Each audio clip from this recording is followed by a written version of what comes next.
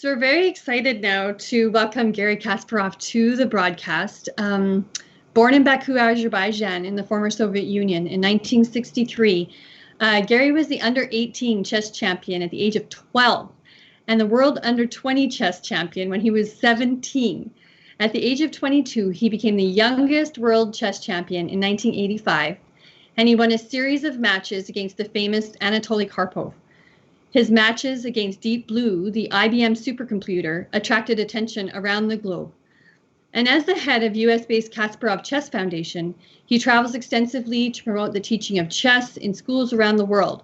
He described his matches against Deep Blue in a book titled Deep Thinking, Where Machine Intelligence Ends and Human Creativity Begins. He has championed human rights throughout his life and was named the head of the Human Rights Foundation, a New York-based pro-democracy human rights organization. He gives talks on different occasions as part of his mission around human rights, and the foundation organizes the Oslo Freedom Forum, promoting peace, prosperity, and freedom. Welcome, Garry, and thank you for joining us today. Thank you for inviting me. So as you know, we're talking about the complex human rights violations and situations in Turkey today. And I guess my question to start us off is, from your perspective, Garry, how has this oppression in Turkey been allowed to happen and to continue? What do you make of this situation? It's quite a dire situation. And I have to say that 20 years ago, I had big expectations for Turkey, as many of my friends in your country, because we all thought that Turkey was on the way to European Union, just to become a very strong secular democracy. And I had big expectations also to see Turkey as the first non-Christian nation to be part of EU and to refute the false assumption that democracy is it needs Christianity to thrive. It didn't happen, and we saw the reverse. Turkey was coming back in ages. Unfortunately, it followed up for my country, Russia. And I have to say that Putin's success in turning Russia back from its democratic path convinced Erdogan that he could do something similar. It was very tough time, the first 20 years of this century for democracy worldwide, and the disastrous development in Turkey alongside with Russia, they contributed greatly to the setbacks that democracy has been suffering around the globe. I'm not calling myself an expert on Turkish politics, but it seems to me that there are so many similarities that I can, easily call many things Erdogan has been doing because I saw them happening in Russia. And it's not just one country that suffers from autocratic rule of a would-be dictator, but it's an effect on the whole region because Turkey is a major regional power.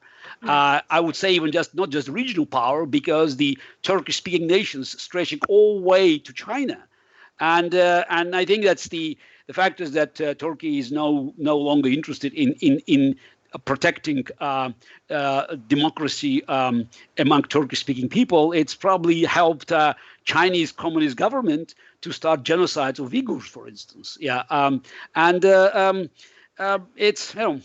It's almost tragic, and I hope that eventually the Turkish society will find its strengths and will bring country back to its normal historical path. Yeah, that's an interesting point about finding strength in Turkey right now, and it seems like all odds are against the people and rising in Turkey and having their voices heard. I'm curious, Garry, what are your greatest concerns about the situation there, and how does that ripple out and affect the rest of us?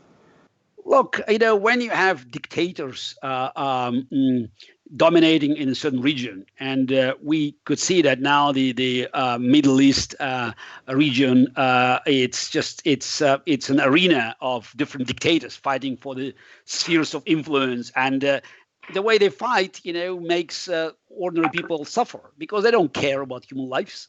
And if Turkey were democratic, we could expect, some better arrangements in Syria, for instance. But instead, we have Erdogan, we have Iranian mullahs, we have Putin, we have don't want to mention Bashar al-Assad. We have all these terrorist groups there, and all they just they have been doing is playing these games.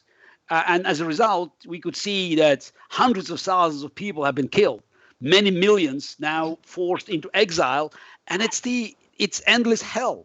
Nobody sees any exit strategy there, and a few American soldiers here and there, they cannot change the outcome. Turkey could have played a major positive role, but instead it's building its policy in the region just to satisfy Erdogan's magnanimous ambitions. Mm-hmm.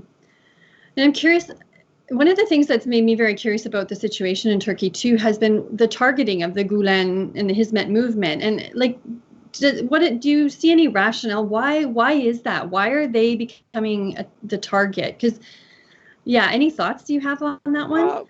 Look, no, it's the dictators or would-be dictators. Yeah. They do not tolerate any alternative, not even center of power, any alternative center of influence. Right.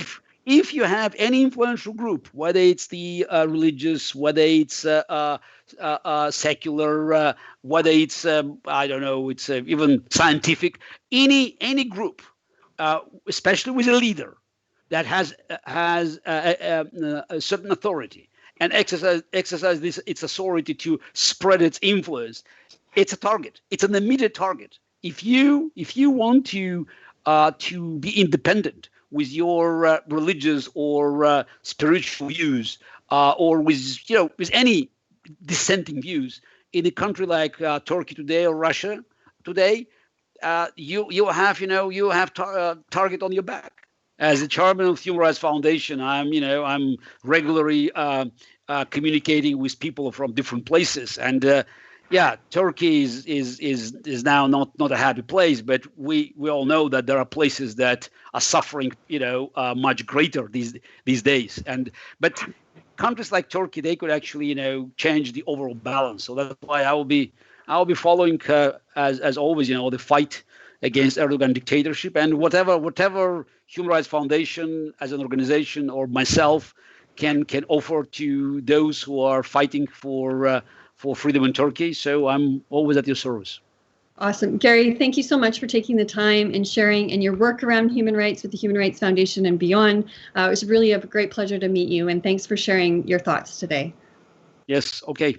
Good luck. Thank you very much. Take care. Thank you. Bye.